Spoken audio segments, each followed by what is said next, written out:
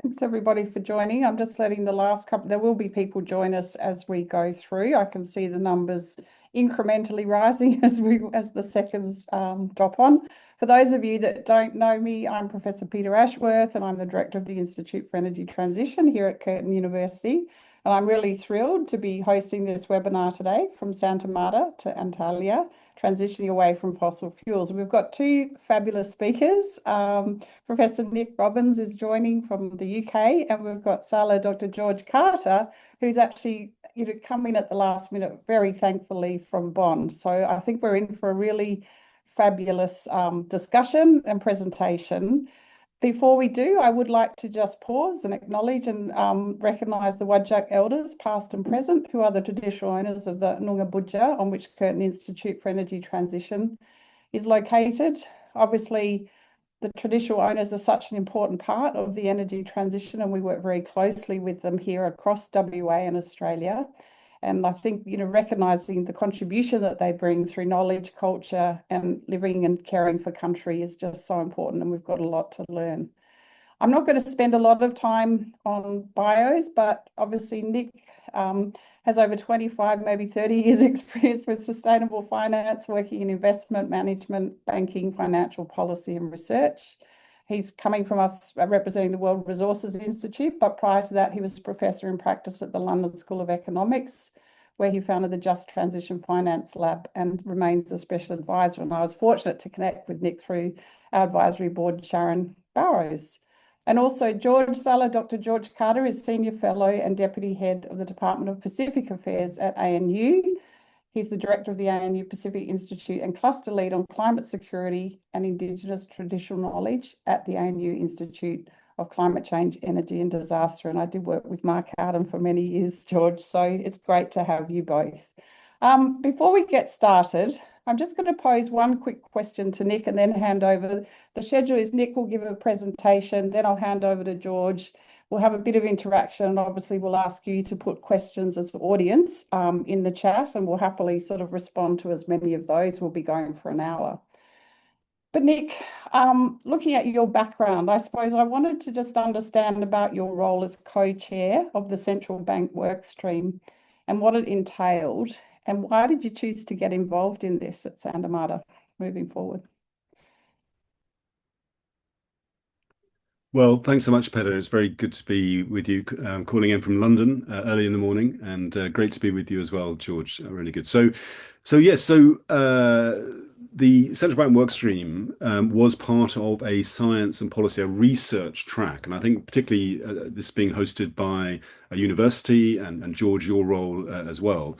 What was so interesting about Santa Marta, I'll go into a bit of it from what I could see from my sort of worm's eye view of Santa Marta, was that it was science-led.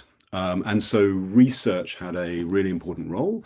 And so there's this science and policy conference, 400, 500 scholars from around the world, 20 different topics. And one of them was the role of central banks. So what is the role of central banks, whose job is to keep financial stability, price stability, try and control inflation, all these things in the phase out and transition away from fossil fuels in a way that is inclusive.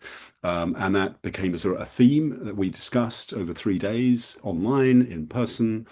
And I suppose to answer your question, the reason that I took part is that this was a leadership group, led by particularly sort of so-called vulnerable nations, small and developing states, other developing countries, which wanted to make progress. And I thought that actually sort of at this terrible time we have in our geopolitics, to contribute to such a leadership group was going to be important. But it's also really exciting. So, yeah, that's that. I mean, that's I didn't realize how exciting it was going to be, but it was. I thought it was going to be important, but it was exciting too.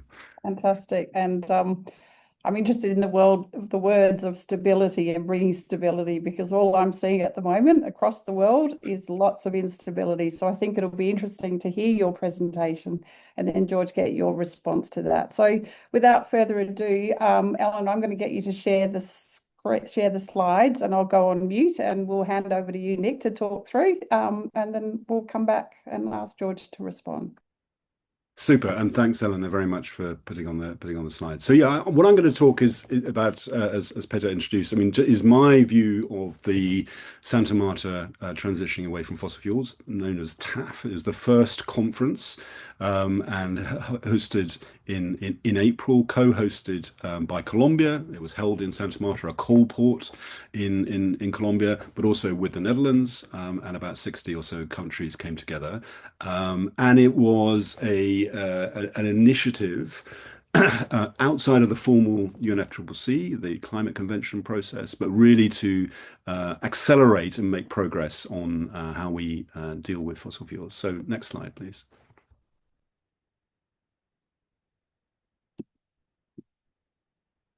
So just some sort of overview points. In a sense, we know at the moment that the sort of normal processes of sort of policy management, geopolitics are not working at the moment, the G20 particularly at the moment. And so really the thing that I think is significant about Santa Marta is it wasn't designed as such, but it really was the first response to this year's fossil shock from the US and Israeli attack on Iran and the conflict that's happened in the Gulf as a result. And so it was set up as a meeting to accelerate the phase out of fossil fuels because of the climate impacts, but it became a much bigger event because it was also dealing with the broad economic and social implications of the second sort of fossil shock we've seen in 5 years. The other one being following the Russian invasion of Ukraine.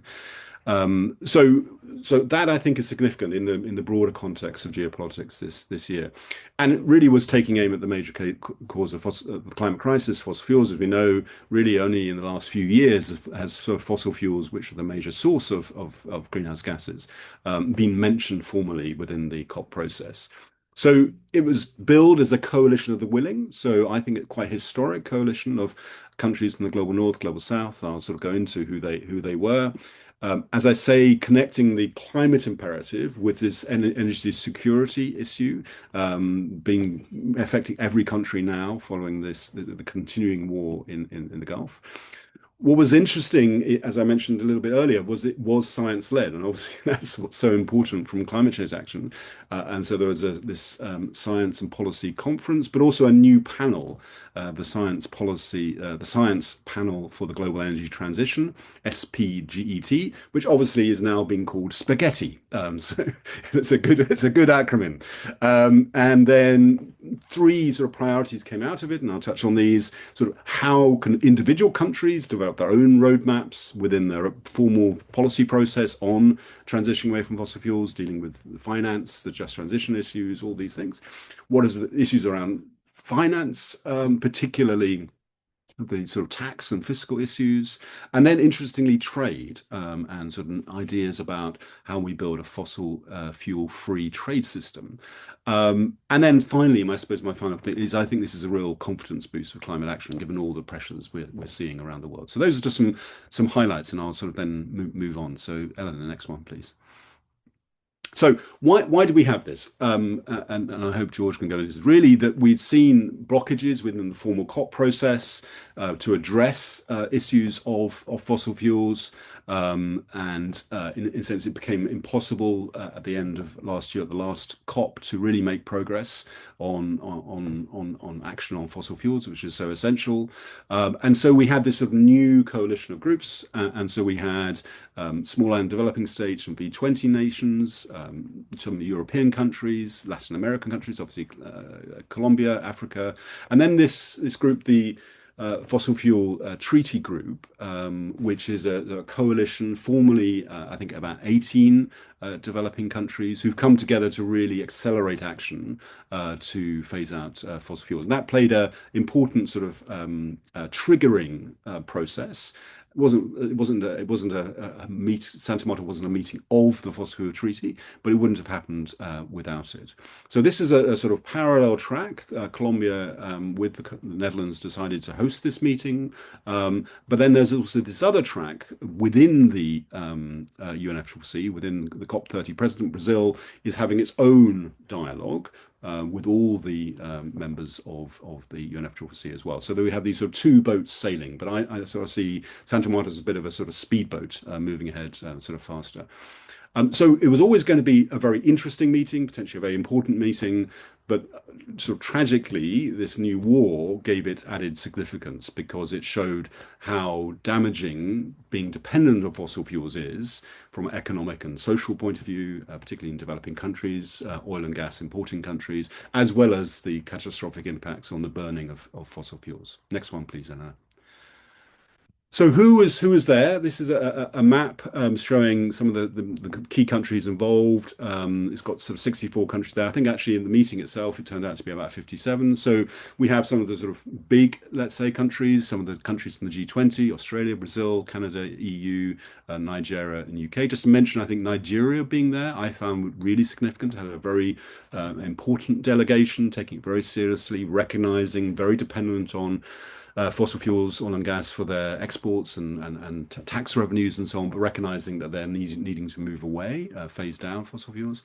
And then obviously some of the smaller countries, Costa Rica, Jamaica, Maldives, Panama, Tuvalu, and Vanuatu. And again, I think as we see in the UNFCCC, these countries often providing, I think, the sort of ethical spine of the process. And then countries who weren't there. So obviously you can see on the grey, big countries who weren't there: China, India, Indonesia, Japan, Russia, US.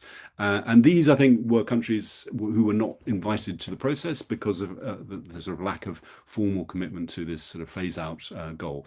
Obviously, countries who want to commit to this process are going to be welcome, but you can see as it was a mixed process. So people in the room were those who wanted to do something. Next one, please. So as I mentioned, what was interesting about this is it was essentially a week-long process, this conference, but it was the formal governmental discussions were preceded by 3 or 4 days of sort of stakeholder meetings, and I was part of the research conference. And here's a picture of the group who gathered at the fantastic university there. And so it was science-led, and so there were 400 researchers, 20 or so themes about really sort of setting the agenda. So the idea was that when the governments gathered, there would already be some research, evidence-based information on sort of key themes. So some of the themes that were discussed, and I think then became quite important in the process itself. Firstly, about what countries can do themselves, national roadmaps, and obviously there are a lot of these type of processes, NDCs, long-term strategies, and so on. So we don't want just yet another roadmap, but actually countries do need to sort of bring things together, think about the whole of government, whole of country approach to phasing out fossil fuels. Then importantly, investor-state dispute resolution, where a number of countries in developing countries, but also my own country, the UK, are facing legal challenge from investors when they try and take action on fossil fuels. So we need to remove these provisions within investment treaties and so on. Just transition, obviously, how do we move away from fossil fuels? How do we make sure that workers, communities, indigenous peoples and so on, women are put first in that process? Fossil fuel subsidies, a long issue, but we're still paying too much to burn fossil fuels. Do we need a legal instrument? Do we need a fossil fuel treaty? Again, an important issue. And then the issue I was co-chairing with Isabel Gianni Zheng on central banks. What is their role?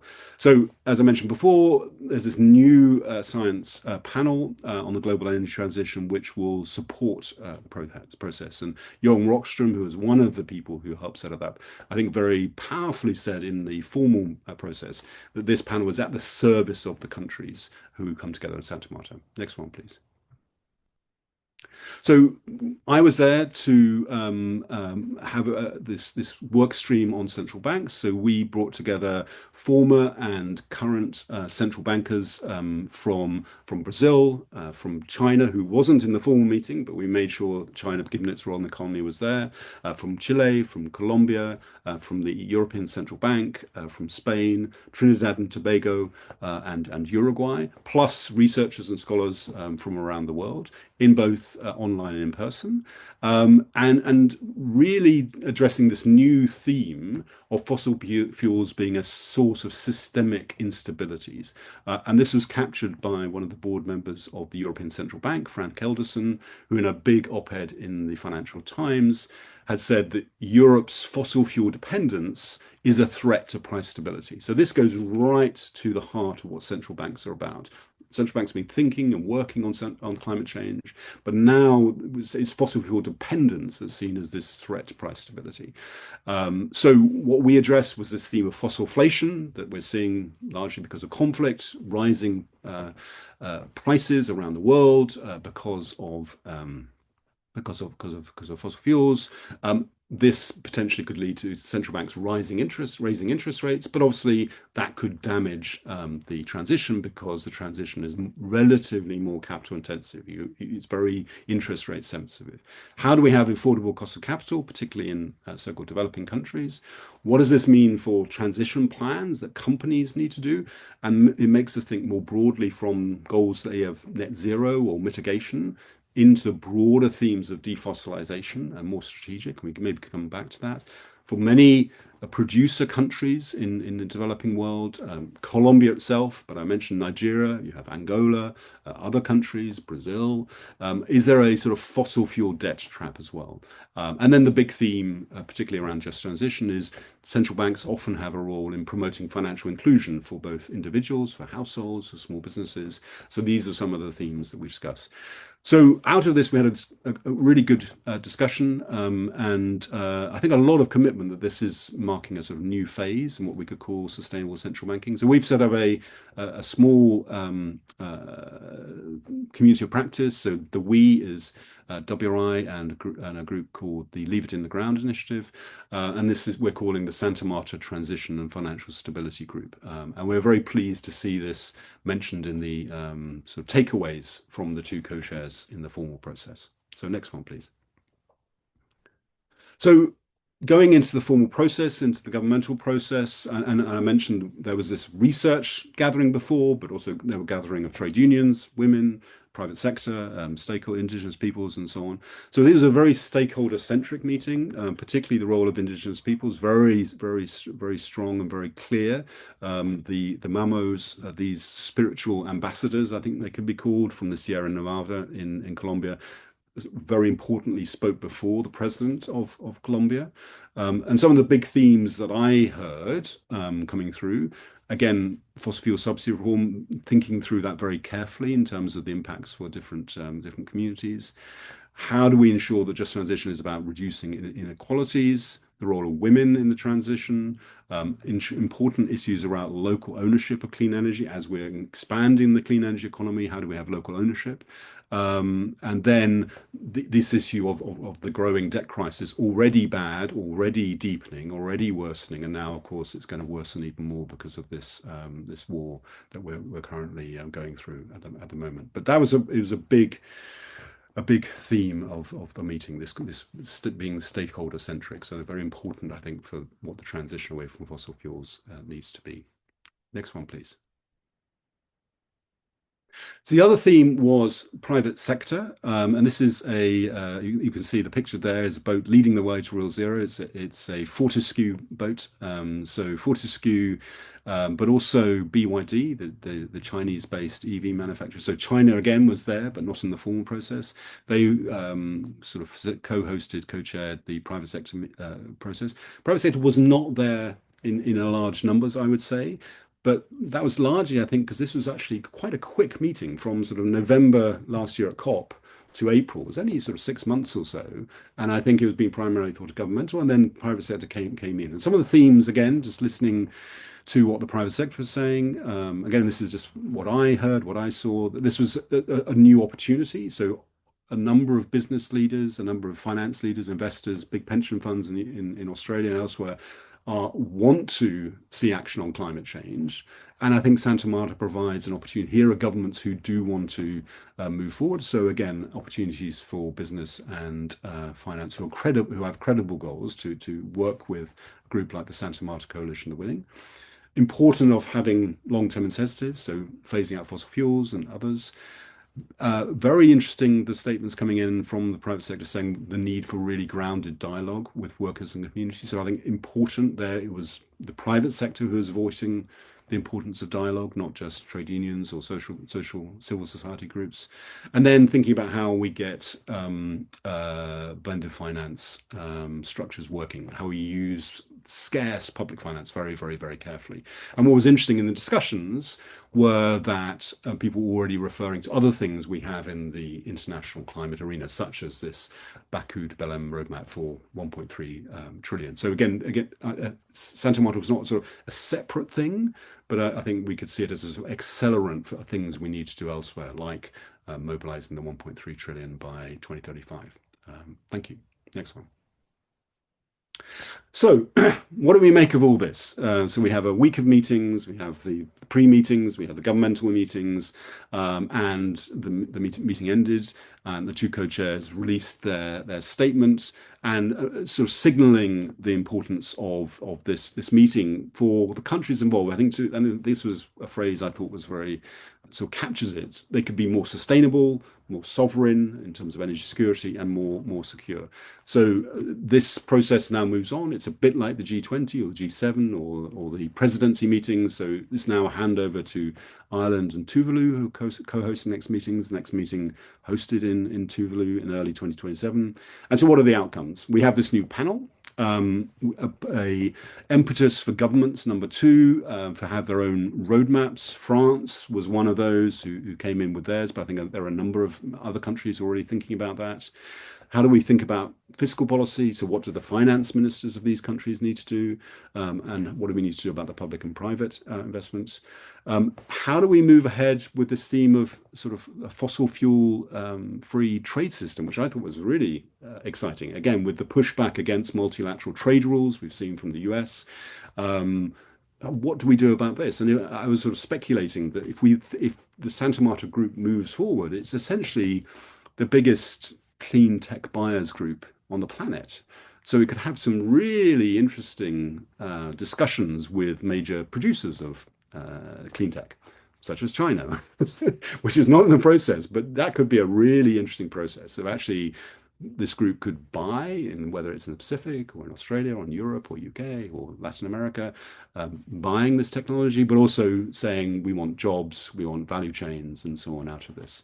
And then this is very clearly, but comment after comment, government after government saying this is connected to UNFCCC. It's not sort of separate process. It's complementary to and supporting the process through to Antalya. This wasn't a negotiated process. Importantly, I think that made it quite refreshing. And this month, in fact, at the London Climate Action Week, the co-chairs from Colombia and the Netherlands will be presenting their final report. Next one, please. So what do we make of this? This is a sort of very simple, very crude SWOT analysis, maybe some sort of thoughts from me about where the strengths and opportunities, maybe some weaknesses and maybe some threats. So strengths, I think Santa Marta clearly really sees the momentum of, in this Iran war crisis. It's not something we had the World Bank spring meetings just a week before this. They could really say nothing about the conflict, nothing about climate change, but this meeting did. So good on Colombia and Netherlands and the other countries for taking the initiative. I think it is a unique coalition. I think the emphasis on the balance on North and South very important. I think there's quite a lot of goodwill from civil society research, some of the international organizations. IRENA was quite prominent in some of the DFIs. Weaknesses, at the moment, we only have a set of high-level takeaways. So again, that needs to be firmed up. There's no formal secretariat, but again, neither does the G7 or G20. So you can have international processes that exist in a rolling process without secretariat. So that's fine.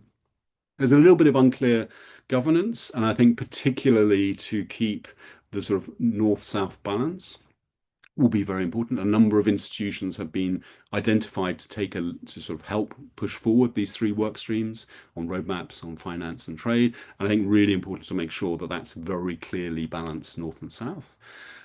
Opportunities, again, go deeper within the members themselves, maybe through the roadmap process, how to extend members. I can imagine you could have at least another 20 countries sort of joining the Santa Marta process by the time of COP, and potentially more. And then sort of trade and investment dialogues. Again, China was not involved, but actually, what are the relationships between some of those major countries outside, which are big players in climate action? China, India, Indonesia, Japan, and so on. And then finally, threats. I mean, we have this ongoing conflict. It continues to create big human harm in the region, but also obviously huge economic harm, which we haven't really seen the end of across the world. This just might, as with many things, swamp momentum. I hope it doesn't. There could be a backlash if actually the Santa Marta process starts actually being serious. The fossil fuel powers could actually try and undermine it, which I think is sadly a possibility. We have politics. Colombia has just had the first round of its election, and there's a possibility that the next government won't be as positive on climate action. And then there could be internal tensions. I mean, there are many advocates, particularly developing countries, on the need for a fossil fuel treaty. Some in the global north, I think, less supportive. So there could be some internal tensions. But anyway, I think broadly a positive set. Those are my very preliminary views. So please jump in and sort of disagree or whatever. Next one. And I think this is the last one. So at the end of the meeting, and I've been going to these meetings, sadly, I was at the 1992 first meeting when the Climate Convention was signed. And I've been getting sort of thinking, are we really going to be able to do something on this? And we were really going to do it. And so I said to Susanna Mohammed, who's the former Environment Minister of Colombia, I said, Susanna, I think we really might win out of this. And she said, Nick, in Colombia, we have this phrase, venceremos y será hermoso. We will win and it will be beautiful. And I just thought, for me, that sort of summed up the spirit of Santa Marta. Still very much in formation, but huge potential. So big focus. So my takeouts really for this group, and then we can hopefully discuss. And George, looking forward to your comments. Real focus on leadership, really important. This is a leadership group about ending fossil fuel dependence as a bigger theme than just tackling emissions, very strategically important. Acting as an accelerant for the broader UNFCCC process, not trying to challenge it. I think a real potential to snowball. And then the key test will be the handover, as we always see, is the difficult second album, is the handover to Tuvalu and Ireland. And I wish both countries well in this. And I think it is a potentially a turning of the tide. In my world, the finance world, I'm from the UK. This happened at the same week as BP, an oil company based in the UK, had been trying to make a transition back to fossil fuels, and investors said, no, we don't think you're going to make money with our shareholder capital. So I think potentially it's a moment where the tide, although it seems sometimes very tough out there, could be turning in the favor of deeper climate action. So thank you very much. Back to you. Thanks, Nick. And how lovely to have a breath of fresh air and hope in this topic. I think, I take away that, and it's just lovely to hear that. I just wanted to reference to people in the audience. We do have Q&A. If you haven't been into Zoom recently, you have to click on the settings because it's upgraded, and as they upgrade, as we know before, you always got to find it. So we will take questions subsequently. So if you want to put questions, please just direct them into the Q&A and I'll facilitate that. But George, it would be really lovely now to hand over to you and hear your reflections from the point of view of Pacific, small island states, and just your general involvement in this process. Also being in Bonn right now would be fantastic. Thank you. Thank you very much, Peter, and thank you very much, Nick, for that presentation, giving us an insight of Santa Marta and who were involved and what was discussed and what was agreed and where to next. So it's important for all of us to understand what transpired. And I guess my intervention here would be and firstly, I do apologize, Minister Maina Talia of Tuvalu, who's actually the incoming co-chair for Santa Marta process, sent his apologies. We sent an invitation for him to attend, but he's currently traveling back from Asia after the GEF meetings. And so I'm just stepping in to provide some insights. But the Santa Marta is an ongoing for those of us who are working in the area of climate diplomacy. Is another testament of ongoing diplomacy and advocacy by Pacific Island states, in this case, the leadership through Vanuatu and Tuvalu, and the rest of the Pacific Island Forum countries. That includes Australia as well, in supporting the dialogue in moving forward on the transition away from fossil fuels. Of course, the language that was agreed by too many of these countries that they would like to see is stopping fossil fuels altogether. But we do know the common goal together is transitioning away. And it's the history, of course, comes from the advocacy from Pacific states on climate action, especially not just stabilizing greenhouse gas, but reducing greenhouse gas emissions, and that support for the science.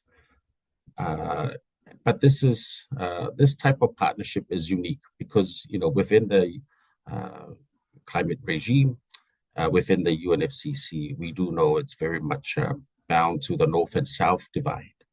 But this type of multilateralism, which cuts the divide, which you have the North and South together, is not something new. We have the history of it in terms of the High Ambition Coalition. If we go back to Paris in COP21, 2015, we had a similar coalition of the willing, the North and South, led by a country like Republic of Marshall Islands with Tony de Bruyn, as well as the EU. And many of these countries at the time were trying to provide were leading on an international campaign that took a year, more than a year, to come forth to protect to have an agreement on the long temperature goal of the 1.5 degrees. And that was the testament of that North and South. Fast forward to 16 years later, we have this campaign as well, the coalition of the willing that brings North and South together. But important in this work is, I guess it's the voice of small nations like Tuvalu and Vanuatu. And that's where I would then lead that this is not new to the Pacific.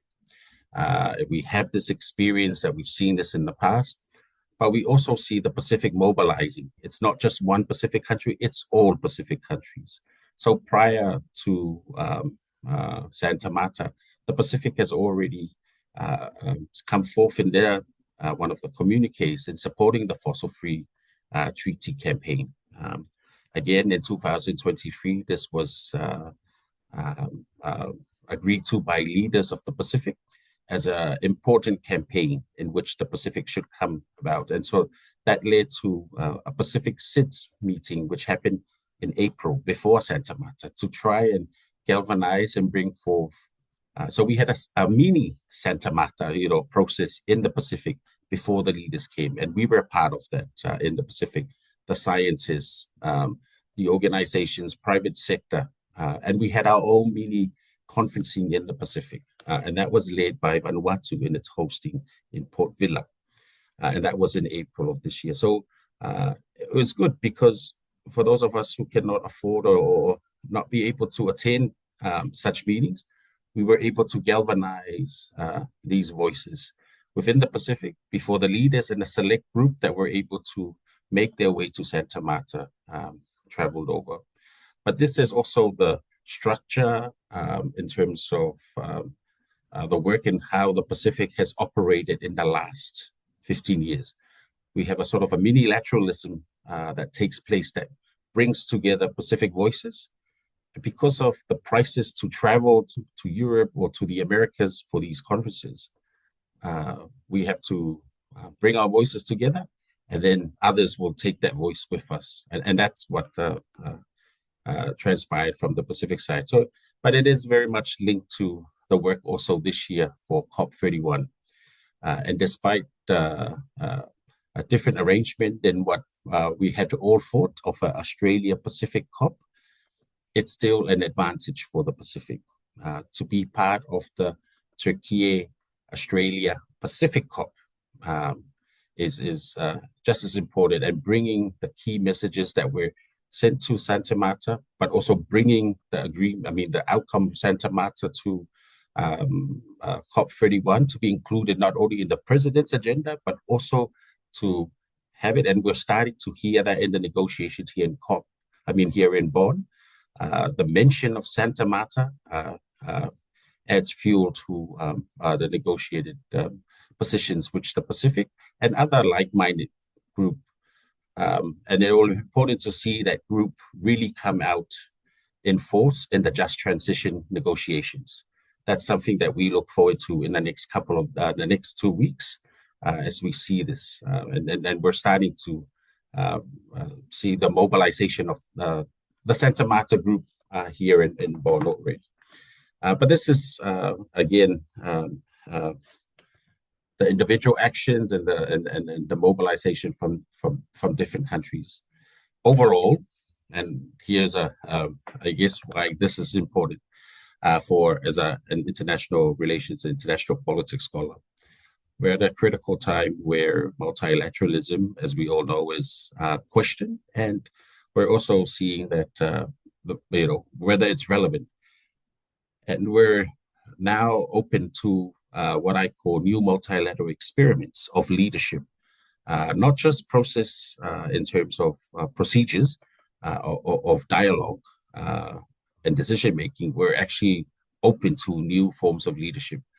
16 years ago, we looked to China and US to really guide the way in which the world would look into climate action. And we saw that in terms of Paris, COP21, we saw that. But we now come into a new decade where we can't really depend too much on these two countries or states in terms of climate action.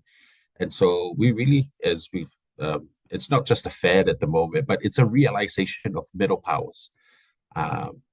It's the middle powers who have always been there, who have pulled it all along, because multilateralism is critical to their cooperation amongst each other. And so it's not that we push away China and the US and other superpowers. They still need to be a part of it, of the journey, but the leadership really much depends on middle powers. But I must say here that we must not lose sight of small states, the island states, especially the vulnerable states. And COP31 is that experiment of inclusive multilateralism. You have the global south through Türkiye that brings in Europe and Asia. And then you have Australia in terms of another global middle power in terms of its resources and its geography. But then you also have an experiment of including a region, not just small states, but a region. And that shared leadership in terms of multilateralism is what's needed right now. It brings through new forms of innovation. And we are opening the agenda to what is more pragmatic than what we had, where two superstates sort of determined what we needed to discuss. We're now in a situation where multilateralism, that's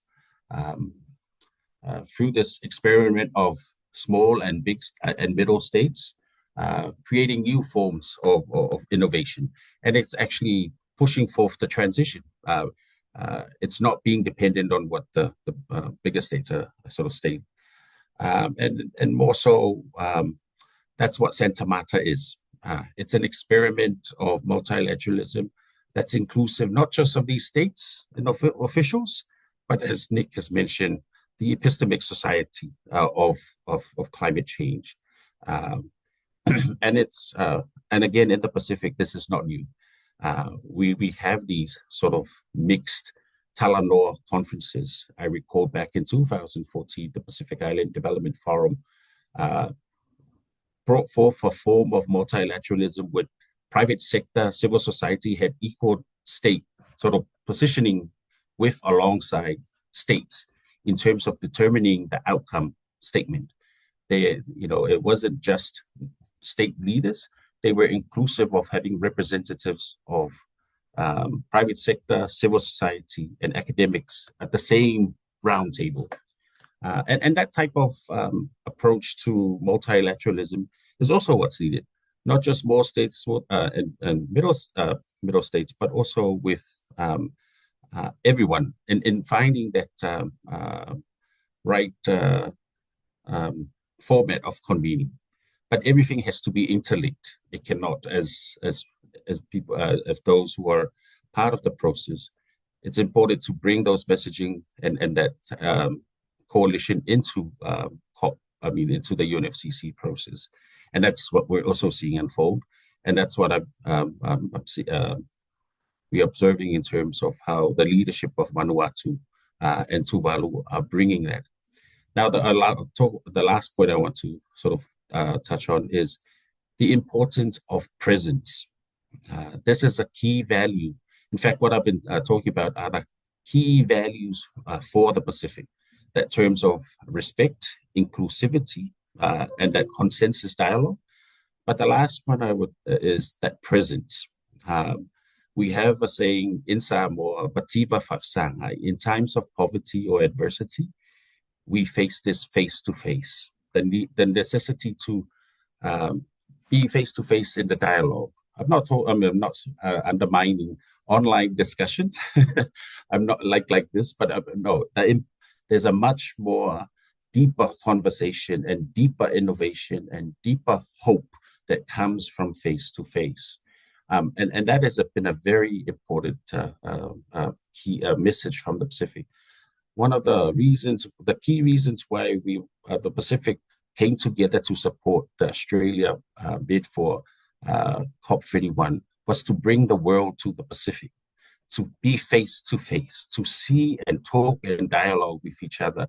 And you're able to not just see, but feel the vulnerability, but also see how the resilience comes through when the technology is transferred, when the finance comes through, when the adaptation works, and also when we look at how we overcome loss and damage. It's not that so you feel pity, but you feel the hope in terms of being face to face.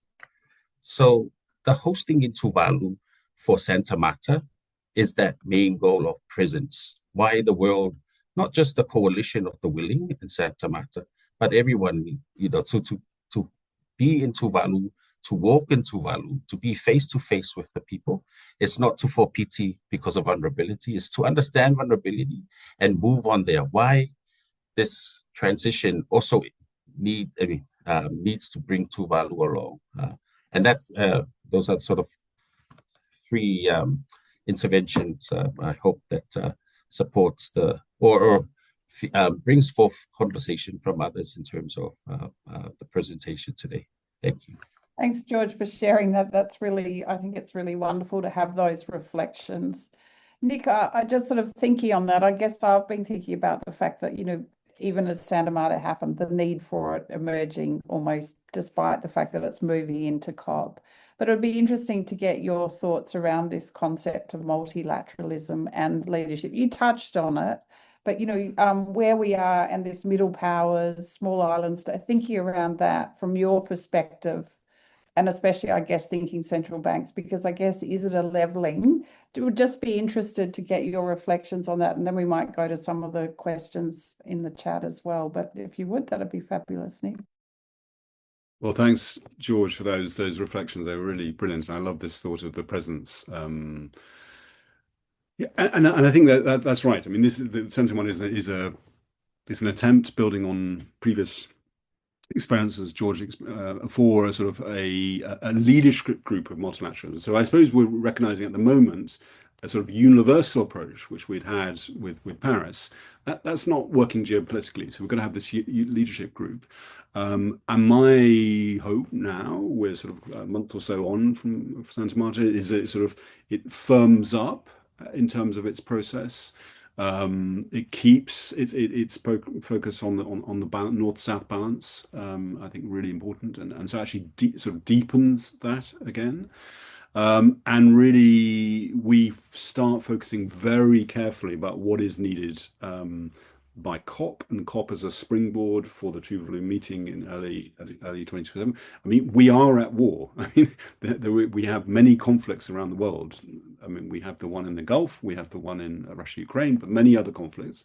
And in times of war, we need to move quicker than in normal times. And I think I see this process as being one where we can now sort of speed things up, do this deliberately. We don't want to rush and fall over, do this quite deliberately. So what is it, particularly, George, it'll be very interesting your thoughts, but actually, how could this process really help for the defossilization of Pacific Island nations? Yeah, in terms of the financing and the business models and so on. What could be really done in the next 6, 9 or so months?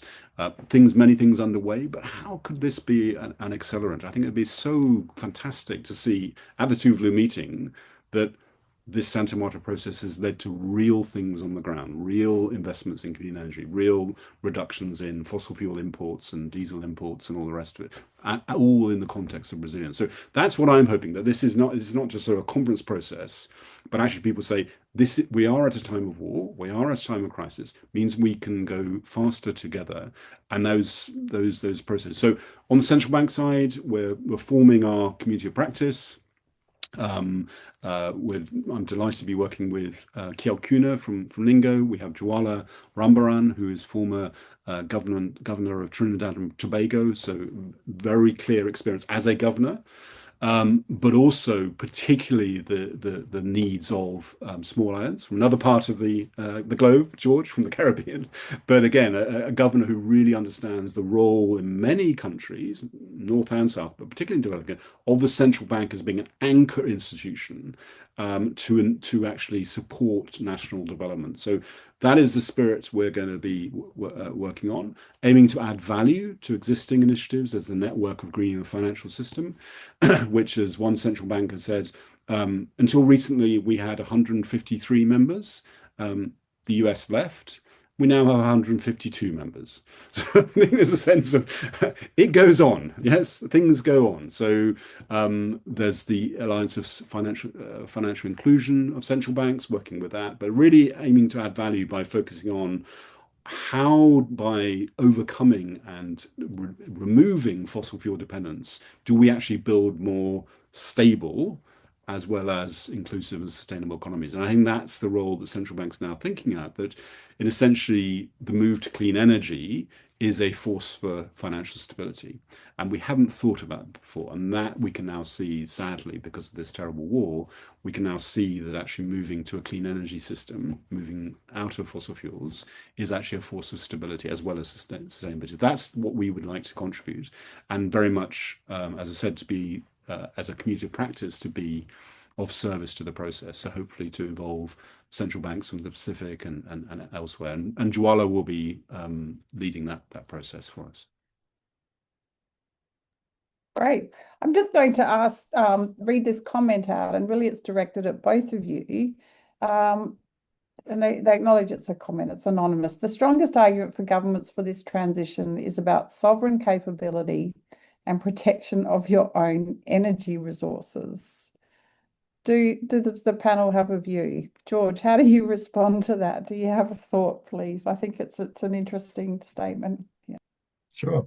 It's not only protection of your own energy resources, and that's a fair statement, but it's also the energy dependence. And I'm speaking here in terms of specific countries. More than 95% of electricity source, it comes from diesel free. I mean, diesel fuel. So despite the fact that they're at the forefront of this argument of transitioning away, we are heavily dependent. And so what needs to happen, what Nick asked, really need to invest in the technology transfer to these islands and other rural areas in Australia. It's the remote and rural islands that are really left behind in the transition. We really need the investment that they have energy grids that allows them to actually have solar panels, because right now there needs to be a full rehaul. That's the immediate. They can't be a part of the transition if the most basic in terms of electricity and energy is still dependent on the infrastructure. So that's something that can be explored. But yes. But I also want to ask here, these countries are also at the forefront of the transition in terms of the critical minerals that they have. Mm. Now, communities in the Pacific and countries in the Pacific are asking, do we have to dig up our seabed to provide for these critical minerals that we need for the transition? Why do we have to be at the forefront of that request as well? Because that's also communities in Africa and Latin America. The critical minerals that we need for the transition is also within these countries which are at the front line. And for Pacific countries, that's the connection of seabed mining to climate change. The reason why companies are circling around the leadership of these countries is because they want their minerals as well. And beyond the impact of current climate change, there's no solution here, but these are the linking questions to the just transition.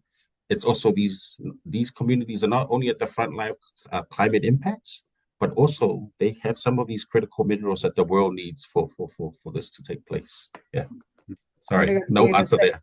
But it's quite timely. One of my PhD students yesterday, who's from Zimbabwe, has on his third milestone on defining criticality, arguing, that it's imposed by the global north to the global south, and he's been deliberating exactly on that topic, George. So I'll have to connect you, because I think they're so critical to the transition, supposedly, but what we need. So Nick, your thoughts on the question discussion or the comment? I mean, I gave that sort of quote, the three S's, I think, which is in the statement, the takeaways from Colombia and Netherlands, which was sort of, this is a way of becoming more sustainable, more sovereign, more secure. But it's more sovereign, not by turning inwards and away from the world, but actually being more in control of your destiny by working with others. Yeah. So you're going to reduce the fossil fuel dependence, move to zero dependence on diesel. Let's go for that, George. I think let's try and do that. And that technologically, as we know, is entirely possible. Financially, it is possible. We have resources, but it's just the delivery, the mechanisms, the particular structures, and so on. But we're not going to do that by turning inwards, I think. We are in a global system and so on. So I think, yes, sovereign, but it's a sovereignty which it works with others, and recognizing, obviously, that climate change is a global issue. And if we solely work as sovereign nations, we're not going to solve it, because we are people who us all who are generating, our countries, our companies are generating GHGs. Those impact other people. So a pure sovereign approach is not going to solve the problem, but it does. This is a way of enhancing that sovereignty. Yeah. So sovereignty plus cooperation, I would say. Which I guess gets also to that multilateralism that you were talking about, George, as well. There's a comment or question from Larissa Taylor here. Any reflections from Santa Marta on the inextricable biodiversity crisis, looming global food crisis, El Nino, this is a typical Larissa question, and investing in nature as infrastructure? Nick, any thoughts? And then maybe George, if you've got any comments on that. So this was a meeting on sort of fossil fuels and nature. Fossil fuels and energy. So we start with that, but it doesn't mean that. But certainly in the discussions I had, that nature was not mentioned. More in terms of other energy resources like hydro and the impacts there, but also now this theme of defossilization. Again, we're realizing through this crisis, it's not just an energy issue, but it's an issue for our food systems as well. So I think it's a horrible term. Net zero is bad. Defossilization is really bad. But I think it does what it says on the tin. Is actually we need to drive fossil fuels out of the economy for the environmental impacts, but also for the dependencies they create. And I think the food system impacts of the current crisis much broader. Exactly. So how do we move to means of agricultural production which do not rely on fossil fuels? Long-standing issue going back to the 70s, but I think now again that's the area. Biodiversity didn't directly. I suppose I didn't hear too much of a discussion there, but obviously as we think particularly about the so-called critical minerals, these are often in places of high biodiversity values, so obviously needs to be considered. Any thoughts, George? Reflections on that? Well, I think the question was more on if it was discussed in Santa Marta, but I will comment, Larissa, here. on where these links are also made. I was just on the weekend in Istanbul for the Zero Waste Forum, and same topic. I mean, sort of subtopics here. The connection of biodiversity crisis, global food crisis. I mean, and the link to waste. That's another critical in service that we're doing to ourselves in terms of consumption, in terms of the dependence of our supply chains, but also how we dispose. And it's disheartening when you also go to another conference and you go, oh, beyond the climate, beyond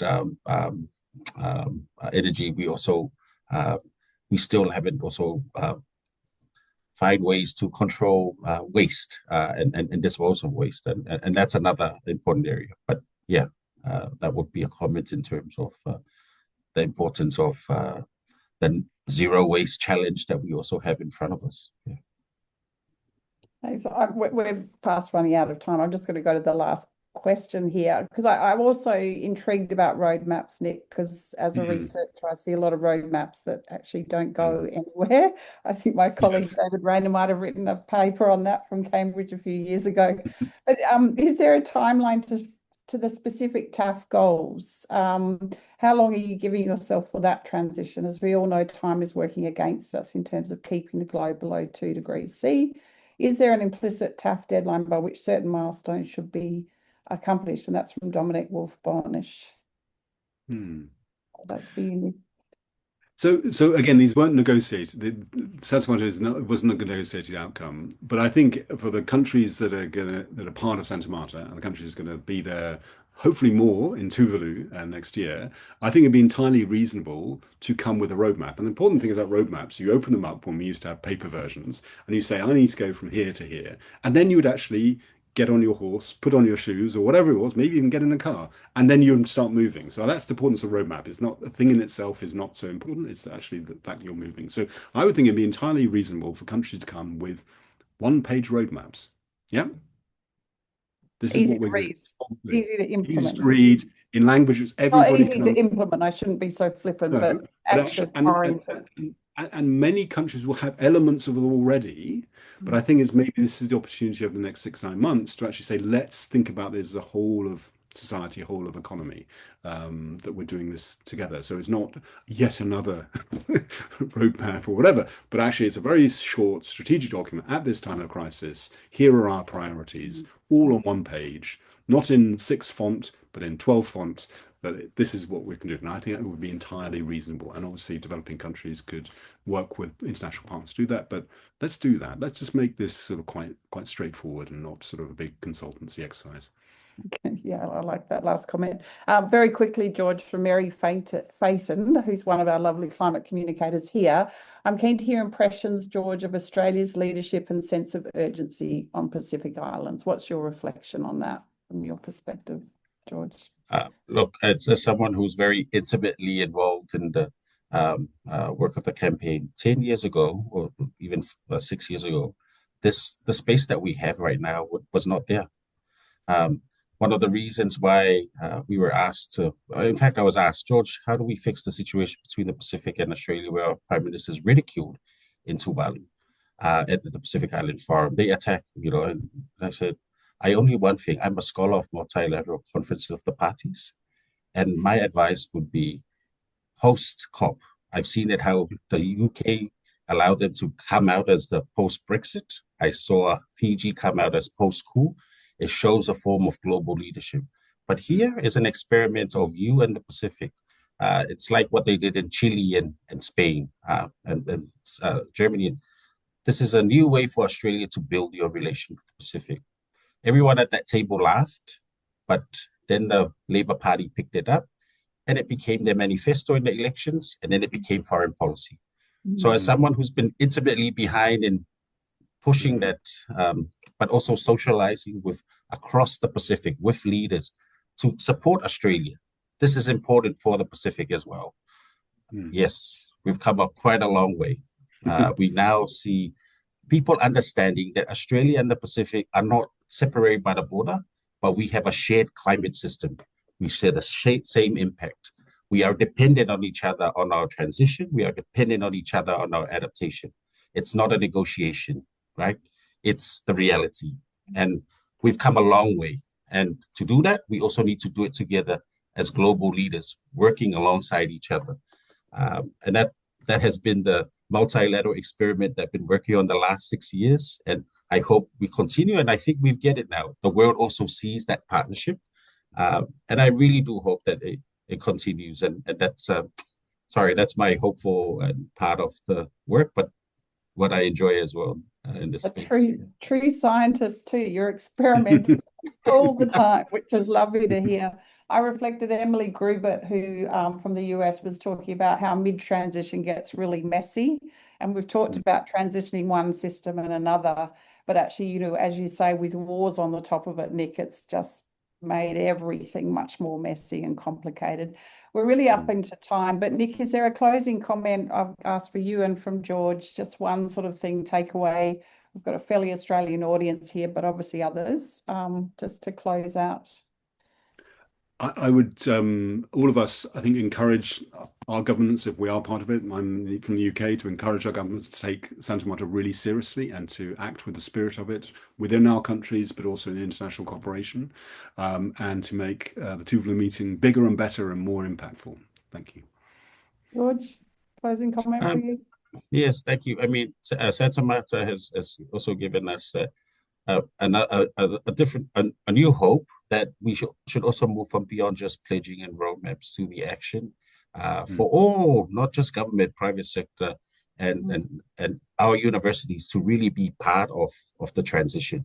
And it's not just an academic experiment study, it's the reality. And we're seeing that our work we have to be multi-skilled in the new climate era. We can't just be academics, we have to be doers. We can't just be think tank and groups. We also have to be a part of that conversation. I really look forward to, as Santa Marta guides us, but also other processes that may be similar, that we are also a part of that action and not just the writing and the studying and policy advice, but we also beyond that. Thank you. So look, everyone that stayed online, we've run a few minutes over, but anyway, thank you so much, Nick and George, for joining us and sharing your insights. It's been really useful and helpful, I think, to sort of have that perspective. Eleanor would chastise me if I didn't just let people know online. We do have a webinar on the 25th of June called How Do We Finance the Energy Transition with none other than Manik Mahajan and Sharon Burrow. So it's a nice build on from what, you know, I think, Nick, what you've talked about, and a lot to think about from the point of view of stability and how do we get this urgency. And it'd be great to hear, George, your reflections when you come back from Bonn as well. So thank you very much for taking the time, both of you. Really appreciate it. And for people online. Thank you. Thanks, Peter. Thanks, Eleanor. Thanks, George. Bye.